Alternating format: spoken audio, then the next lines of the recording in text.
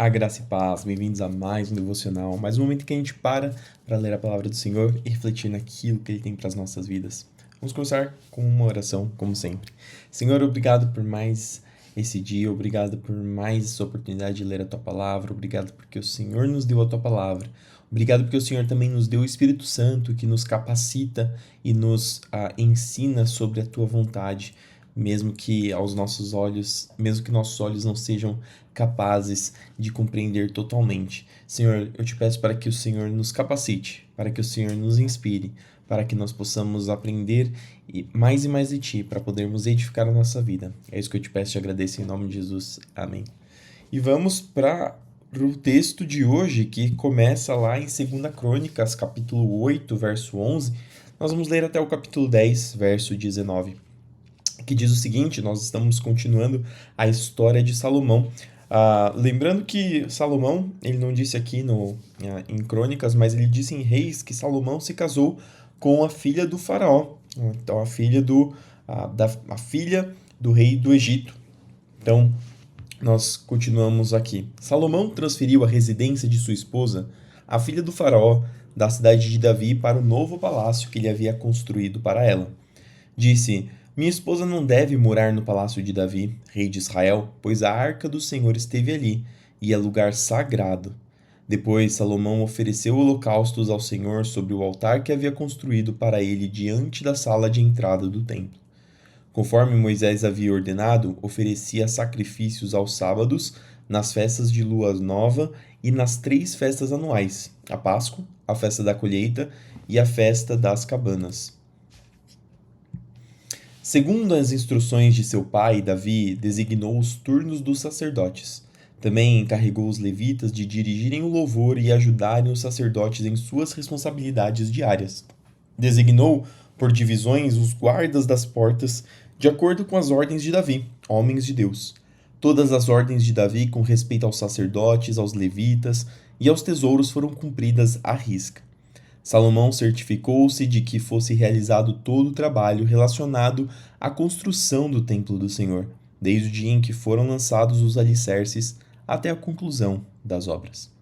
Por fim, Salomão foi a Ezion-Geber e a Eilat, portos às margens do Mar Vermelho, na terra de Edom. Hirão lhe enviou embarcações comandadas por seus próprios oficiais, com uma tripulação de marinheiros experientes. Essas embarcações navegaram com os marinheiros de Salomão para Ofir e trouxeram de volta para o rei Salomão 15.750 quilos de ouro. É muito ouro. Quando a rainha de Sabá ouviu falar da fama de Salomão, foi até Jerusalém para pô-lo à prova, com perguntas difíceis.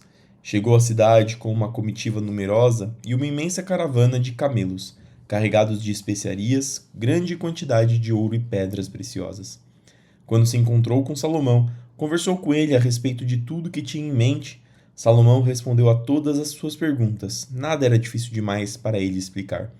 Quando a rainha de Sabá percebeu quanto Salomão era sábio e viu o palácio que ele havia construído, a comida que era servida às mesas do rei, os alojamentos e a organização de seus oficiais e servos, os trajes esplêndidos que vestiam, os copeiros da corte e suas roupas, e os holocaustos que Salomão oferecia no templo do Senhor, ficou muito admirada.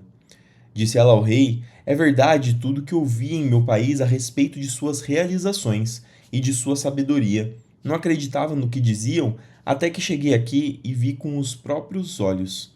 Aliás, não tinham me contado nem metade a respeito de sua grande sabedoria. Vai muito além do que ouvi. Como deve ser feliz o seu povo! Que privilégio para seus oficiais estarem em sua presença todos os dias, ouvindo sua sabedoria. Olha aqui o ápice do reinado de Israel. Uma pessoa que veio de fora falou que como deve ser feliz o seu povo. Que privilégio para seus oficiais estarem em sua presença todos os dias. Aqui a nação de Israel é uma nação próspera, uma nação que os estrangeiros percebiam como uma nação feliz, o que modificou mais para frente, depois que a Babilônia invadiu, destruiu praticamente tudo, deixou só as pessoas mais pobres, e em determinados momentos as pessoas passaram muita fome em Israel. Isso tudo foi decorrência do afastamento de Deus. para que a gente não cometa os mesmos erros que Israel cometeu, para que a gente cada dia tente se aproximar de Deus e não se afastar dele. Verso 8: Louvado seja o Senhor, seu Deus, que se agradou de você e o fez rei para governar para ele. Por causa do amor de Deus por Israel e porque ele deseja estabelecer para sempre este reino, ele o fez rei para governar com justiça e retidão. Então ela presenteou o rei com 4.200 quilos de ouro, especiarias em grande quantidade e pedras preciosas. Nunca houve especiarias tão finas como as que a rainha de Sabá deu ao rei Salomão. Além disso, os marinheiros de Irão e de Salomão trouxeram ouro de Ofir, madeira de sândalo e pedras preciosas. O rei usou a madeira de sândalo para fazer os degraus das escadas do templo e do palácio real, e também liras e harpas para os músicos. Nunca se tinha visto coisas tão belas em Judá. O rei Salomão deu à rainha de Sabá tudo o que ela pediu, muito mais que os presentes que ela havia trazido. Então ela e sua comitiva regressaram para sua terra. A cada ano, Salomão recebia 23.300 quilos de ouro, sem contar a renda adicional proveniente dos mercados e comerciantes. Todos os reis da Arábia e os governadores das províncias também lhe traziam ouro e prata. O rei Salomão fez 200 escudos grandes de ouro batido, cada um pesando 7,2 quilos. Também fez 300 escudos menores de ouro batido, cada um pesando 3,6 quilos. O rei colocou esses escudos no palácio da floresta do Líbano. Então o rei fez um grande trono de marfim, revestido de ouro puro. O trono tinha 6 degraus e um lugar de descanso para os pés, feito de ouro. De cada lado do assento havia um apoio para o braço e junto de cada apoio a escultura de um leão. Também haviam outros 12 leões, um de cada lado dos 6 degraus. Nenhum outro trono em todo o mundo se comparava ao de Salomão. Todas as taças do rei Salomão eram de ouro e todos os utensílios do palácio da floresta do Líbano eram de ouro puro. Não eram de prata, pois nos dias de Salomão a prata era considerada um metal sem valor. O rei tinha uma frota de navios mercantes que navegavam como os marinheiros enviados por Irão. Uma vez a cada 3 anos, as embarcações voltavam trazendo ouro, prata, marfim, macacos e pavões. Salomão se tornou o mais rico e sábio de todos os reis da terra. Reis de todas as nações vinham consultá-lo e ouvir a sabedoria que Deus lhe tinha dado. A cada ano, os visitantes traziam presentes de prata e ouro, roupas, armas, especiarias, cavalos e mulas. Salomão tinha 4.000 estábulos para seus cavalos e carros de guerra, e 12.000 cavalos.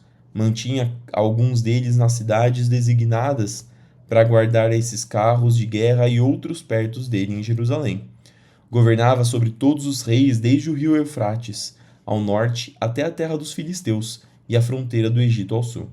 O rei tornou a prata tão comum em Jerusalém como as pedras, e havia tanta madeira valiosa de cedro como as figueiras bravas que crescem nas colinas de Judá. Os cavalos de Salomão eram importados do Egito e de muitos outros países. Os demais acontecimentos do reinado de Salomão, do início ao fim, estão anotados no registro do profeta Natã, na profecia de Aías, de Siló e nas visões do vidente Ido, acerca de Jeroboão, filho de Nebate, filho de Nebate. Salomão reinou por 40 anos sobre todo Israel em Jerusalém. Quando morreu e se reuniu a seus antepassados, foi sepultado na cidade de Davi, seu pai. Seu filho Roboão foi seu sucessor. Roboão foi a Siquém, onde todo Israel havia se reunido para proclamá-lo rei. Quando Jeroboão, filho de Nebate, soube disso, voltou do Egito para onde havia fugido do rei Salomão. Os líderes de Israel convocaram Jeroboão e ele e todo Israel foram falar com Roboão. Seu pai foi muito duro conosco, disseram.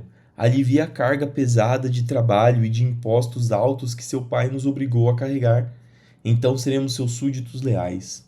Roboão respondeu: Voltem daqui 3 dias para saber minha resposta. E o povo foi embora.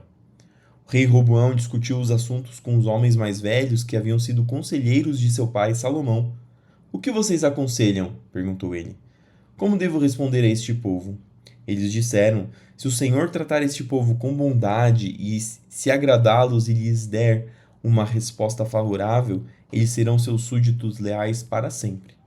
Mas Roboão rejeitou os conselhos dos homens mais velhos e pediu a opinião dos jovens que haviam crescido com ele e agora o acompanhavam. O que vocês me aconselham? Perguntou ele. Como devemos responder a este povo que deseja que eu alivie as cargas impostas por meu pai? Os jovens responderam: Você deve dizer o seguinte a esta gente que diz que seu pai foi muito duro com eles e que pede alívio. Meu dedo mínimo é mais grosso que a cintura de meu pai. Sim, meu pai lhe impôs cargas pesadas, mas eu as tornarei ainda mais pesadas. Meu pai os castigou com chicotes comuns, mas eu os castigarei com chicotes de pontas de metal. Talvez Roboão não tenha lido os provérbios que Salomão, seu próprio pai, ensinou. Talvez lá ele tivesse encontrado algumas palavras de sabedoria que fizessem ter tomado uma direção diferente. Entretanto, nós cremos que o Senhor sempre está no controle de todas as coisas e tudo o que aconteceu, de certa forma, também foi o propósito do Senhor para que Jesus viesse trazendo a salvação, que nós temos lido aí no livro de Romanos. 3 dias depois, Jeroboão e todo o povo voltaram para saber a decisão do rei, como ele havia ordenado. Roboão lhe respondeu com aspereza, pois rejeitou o conselho dos homens mais velhos e seguiu o conselho dos mais jovens. Disse ao povo: Meu pai lhes impôs cargas pesadas, mas eu as tornarei ainda mais pesadas. Meu pai os castigou com chicotes comuns, mas eu os castigarei com chicotes de pontas de metal. Assim, o rei não atendeu ao povo. Essa mudança nos acontecimentos foi da vontade de Deus, pois cumpriu a mensagem do Senhor a Jeroboão, filho de Nebate, por meio do profeta Aías de Siló. Quando todo o povo de Israel viu que o rei não iria atender a seu pedido, respondeu: Abaixo a dinastia de Davi, o filho de Jessé nada tem a nos oferecer. Volte para casa, Israel. E você, Davi, cuide de sua própria casa.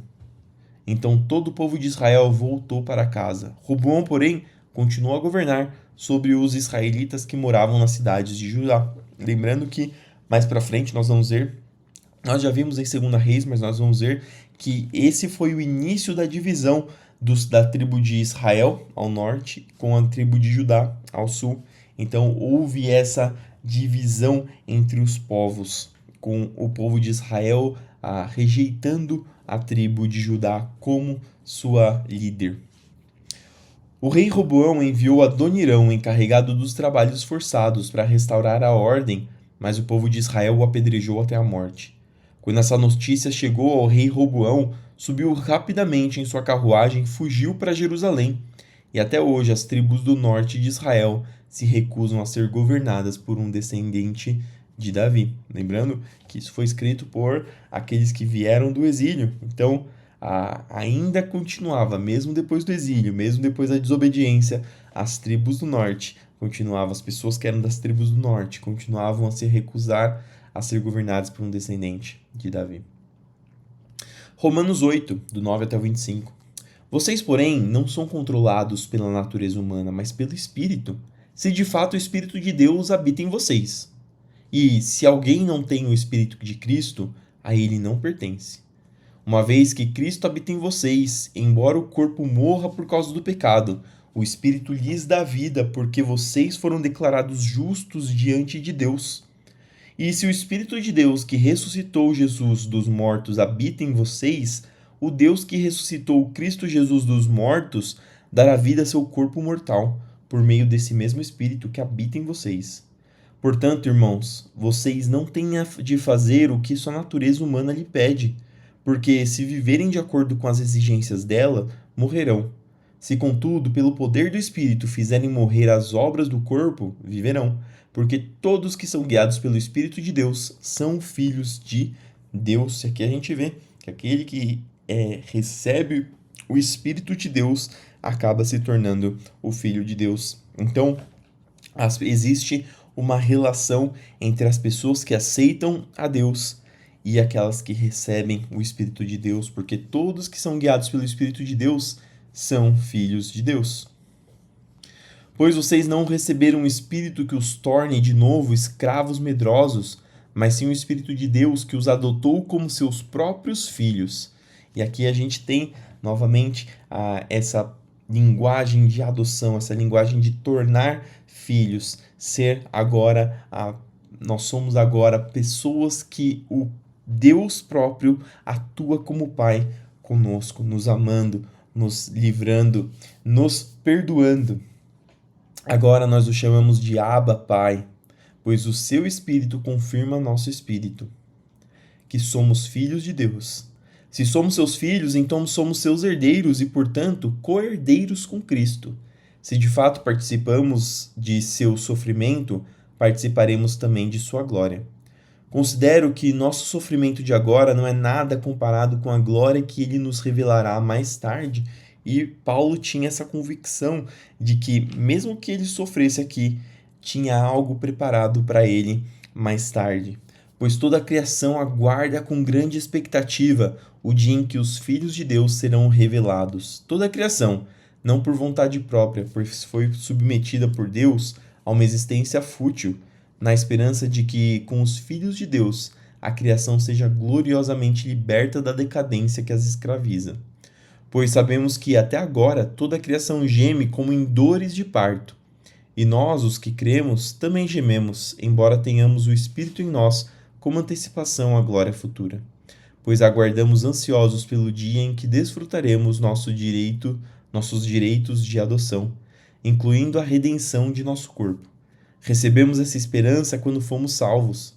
Se já temos alguma coisa, não há necessidade de esperar por ela, mas se esperamos por algo que ainda não temos, devemos fazê-lo com paciência e confiança.